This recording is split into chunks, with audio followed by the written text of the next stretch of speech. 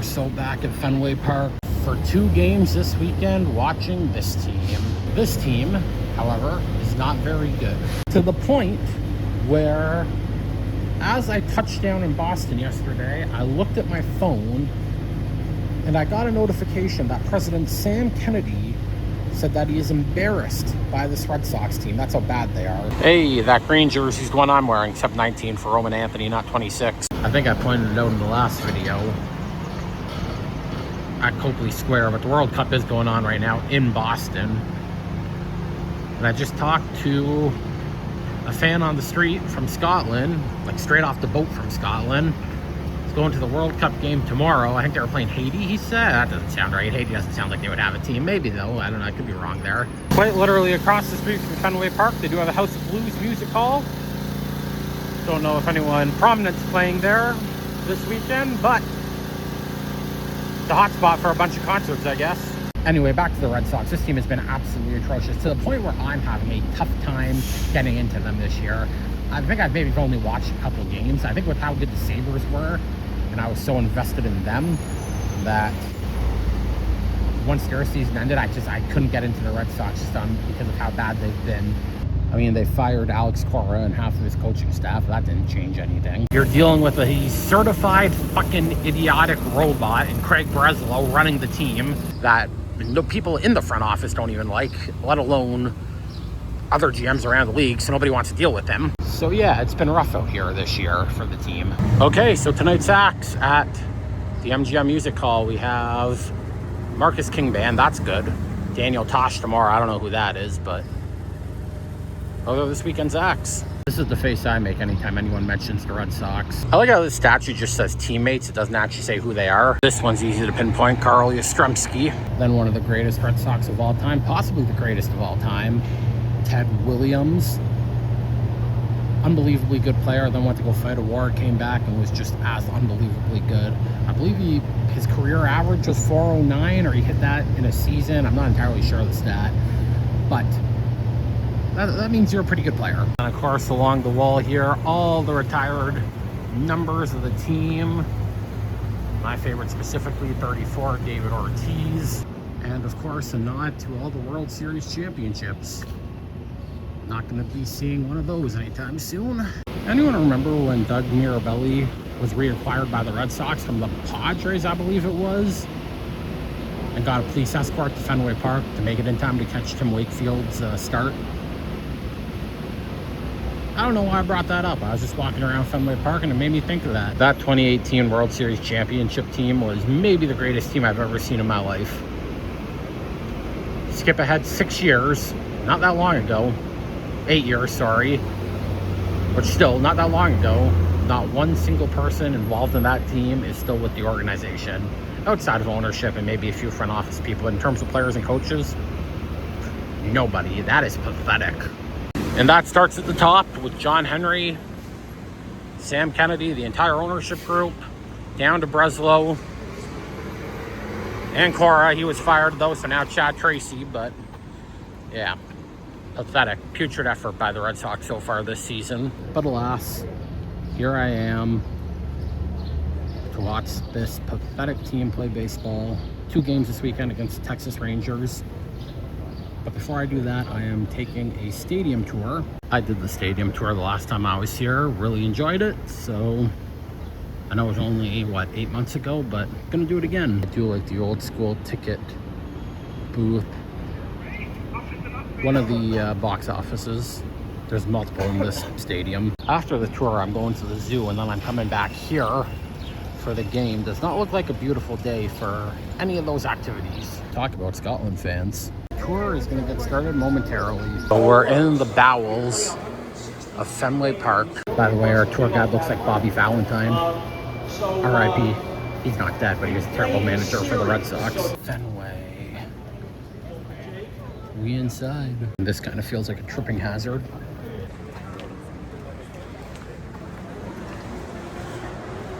Monster. Wear and tear on these seats. Yeah, Fenway looks pretty cozy, right? I like to say you can just hold your hand out and hold the whole thing. And there's no bad seat here. Part of that is because we've got no foul territory once you get past the infield. And they're the oldest seats in any major league park. And they're so darn comfortable. We keep them. Nah, these are historic and they're in the National Register of Historic Places. So these seats going nowhere.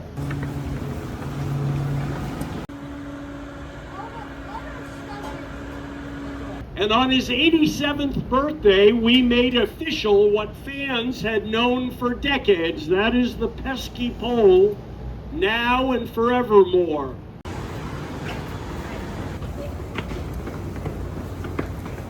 Up top, they have like a pavilion section. Starting in a week and a half, we've got our concert series for the summer. 13 shows this year.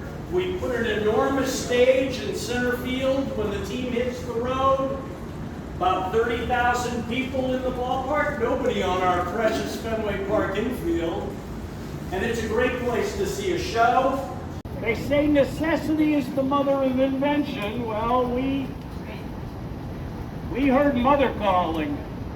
When we built the deck you're standing on, and this stairway, and everything above us that we're going to see the rest of the tour, like I said before, that was all between 2002 and 2008. And at that point, all of a sudden, we were seeing the office roof every day, and it wasn't any prettier than the roofs down the block. It was a mess. And so we had to fix an eyesore. We brainstormed and decided to open our very own vegetable farm. We take it seriously. We grow 6,000 pounds, 3 tons of all organic produce here.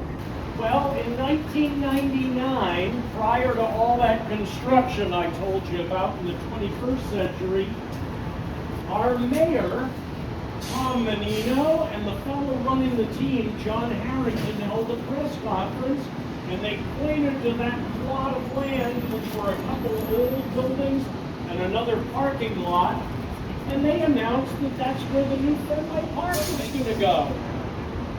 I know, I get these looks, right? And that's the reaction we had, like, what? And then we went to work, and we know how to protest in this city, right? We've been doing it for 250 years. And so protest we did, and cooler heads prevailed. The team was put up for sale. Our current ownership group came in, and now you can all turn around and let's look this way.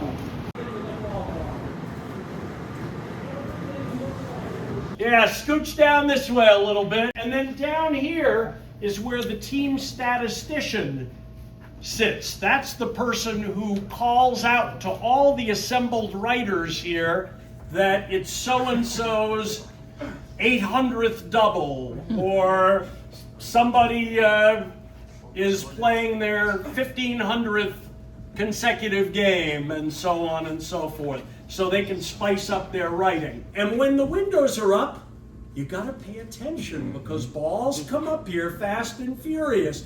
You folks can't see, but there are a number of dings and dents in this wall. We like that so much, we're leaving that tile. We're not going to replace it. And if you look closely, you can see the red stitch marks from the baseball. Condensation just dripping all over the place here.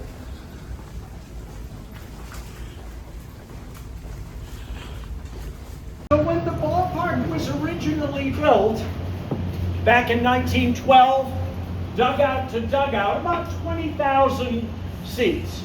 When Yawkey put in the seating that now occupies the property, we went up to just about 30,000, 29 plus. And now our current seating capacity, with all this seating up here and on the Monster and on the Sam Adams deck, just under 38,000, 37,535. Someone's out here hitting early.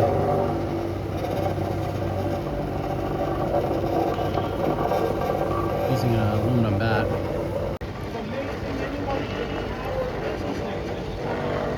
We're not quite done. I'm going to bring you down to an air-conditioned museum. That sounds pretty good, huh?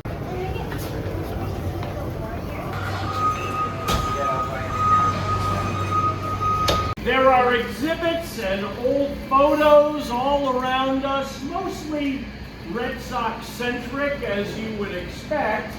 It's the 40th anniversary of our 1986 American League Championship team. We've got cases celebrating our 21st century champions on your right over there. These are baseballs signed by every single World Series winning team.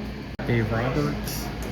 That's the base Dave Roberts stole in 2004. So what was cool about the 2018 team is after every win, Alex Cora, the manager at the time, would put up a picture from that win on the wall in his office. So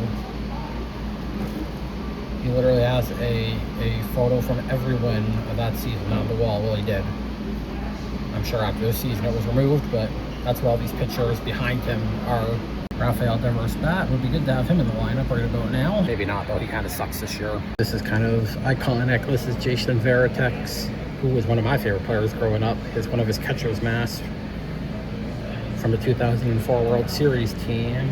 But he had the style of mask for his entire career. See one of the lineup cards from one of the games. It's really, really cool. It's definitely an iconic ballpark, and this was a lot of fun. I recommend anybody, if you're a baseball fan or you're just in Boston, like, this is definitely something you have to do. So check out the Fenway Park tour if you're in town.